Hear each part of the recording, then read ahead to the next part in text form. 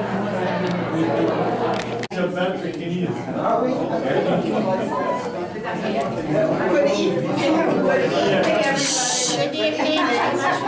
evening.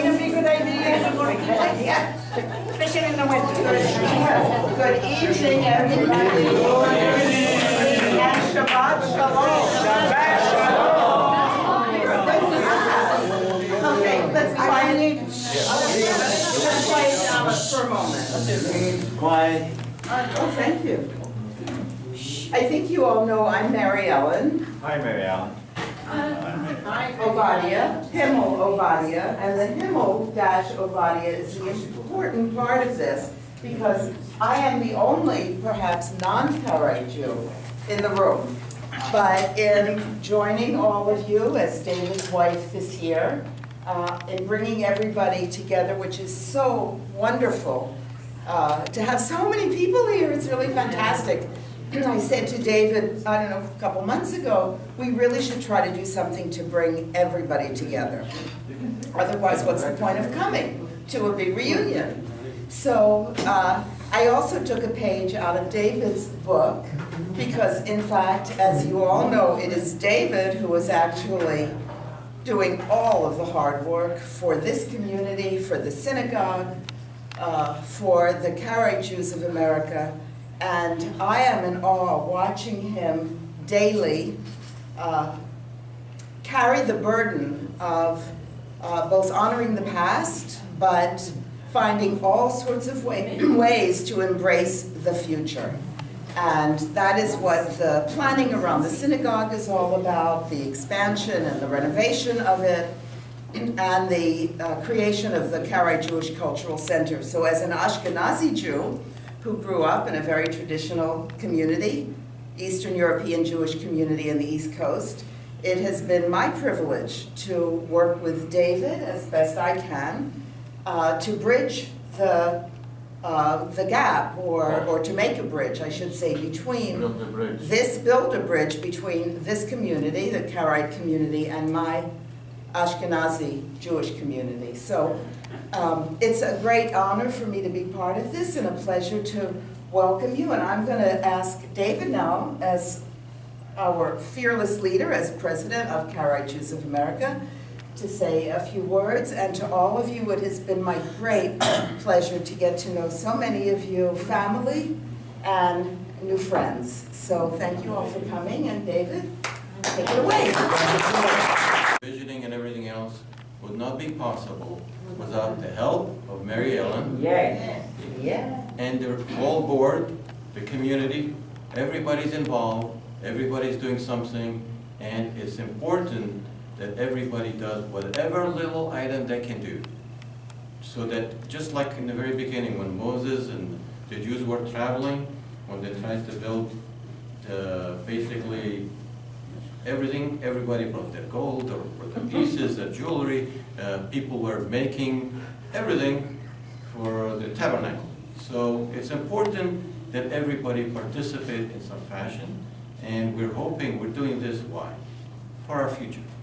We want to make sure that we continue to survive another 1,000 years, if not more. So we lived for quite a long time. We left Egypt for the second time, as the second Exodus. We started a new life in here, and in Israel, in other area, and we are holding as much as we can. And right now we're beginning to have a lot of young kids, newborns. So this is what we're trying to prepare the generation of this future. Without them, there is no future for us. So it's important, and that's why in building, renovating the synagogue and the culture center, we will be starting education classes for the kids. We will be doing a lot of activities, and hopefully also for the rest of the older people like us, we will have also a lot of other activities in that center. So we're hoping that everybody will have ideas, thoughts, will bring something to what I call to help build up that community. So it's everybody's effort, and there is no effort that is small. Everything counts. Everything is going to make the future there. And if you don't have anything, just having faith, talking about it, telling people things, it's gonna make a big difference. That's true. We, Mary Ellen and I worked a lot with the larger Jewish community, and we made a lot of headway in a lot of areas. But regardless, it's always gonna be difficult, because we are not part of the rest of the people. A lot of people have their open arms to us. A lot of people want to help us in a lot of different ways, but there is a limit. We need to help ourselves. We need to believe in ourselves and continue to have our tradition. Buildings don't mean anything. We left them in Egypt. We don't have any building that we can bring with us in here. So the most important is keeping our tradition and all dedication. It's just like Professor Brenner, when he first met Joe Pesach, he attended a lecture, and he said, he was talking about Karaite, whatever else, that don't exist anymore. And Joe goes later on, he said, excuse me, Professor Brenner, you know, I am one of those that don't exist anymore. And from then on, it started the whole community where he was coming to every day or every week, almost or every month, where we used to pray in Foster City, which we're doing that right now during our construction. And he had graduate student, other researcher, and a lot of things happened. So he, in our installation dinner in 1983, one of the things in his speech, he said, make sure you carry on your tradition. Your buildings, anything else, doesn't mean anything. Left them behind. You need to make sure your children carry on, and that's the most important item. So this is extremely important. And we're almost going to need to get started right now. Thank you, Amin, for taking a lot of the video. Maybe you can just go around to everybody in, and then we'll explain a little bit of what we're going to do in terms of our prayer. And if I could just add a little PS, as a professional fundraiser, I think some of you know that has been my career, managing nonprofit organizations and fundraising for higher education. But I would be remiss, certainly, if I didn't say a personal thank you to every single person who has contributed so much to the initiative, to the building, and the creation of the Cultural Center.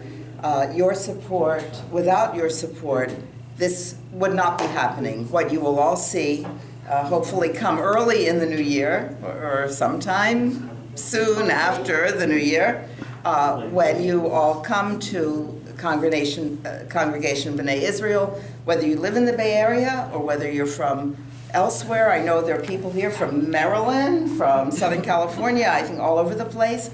Find a reason to come to your home, your spiritual and cultural home in Daly City, because you all helped to build it. So, thank you. I'm going to go look for the words now.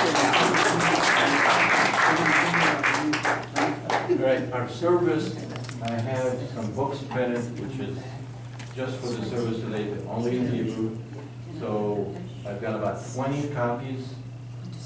So I want to see how many people can pray Hebrew, and I'll try to give them at least a copy. The service should be about 25 minutes. Yeah, and if you can share, it would be great.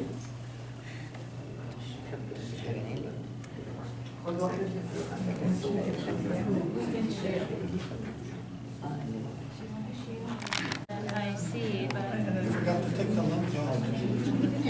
One thing I can tell you, you will find Adonai written in here differently. Yod, Vav, Yod, and not spelled out correctly because we are in a different area, and if this gets, for whatever reason, lost or anything else, it's not a problem.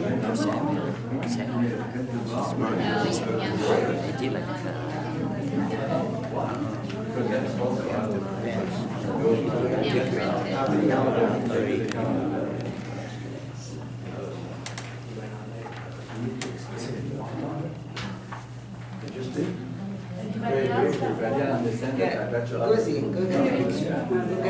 Okay, let us welcome the Shabbat now. and just repeat after me. We're gonna say Shabbat, and then you repeat Shabbat, and then Shabbat again, and then Shabbat, Shabbat, Shalom. You know what I'm saying? Okay. Are you ready? All of us will repeat after me. Shabbat, Shabbat, Shabbat, Shabbat, Shabbat, Shabbat, Shabbat, Shalom. Shabbat, Shabbat, Shabbat, Shalom. One more time. Okay, let us do it.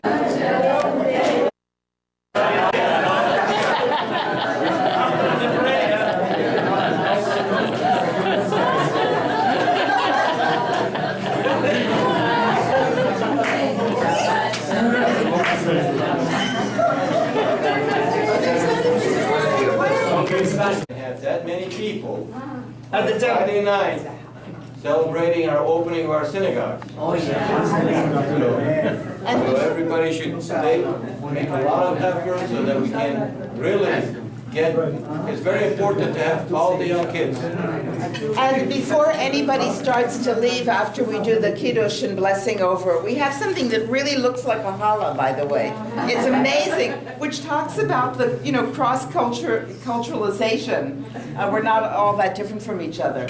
But I think you all know we are all going to dine together.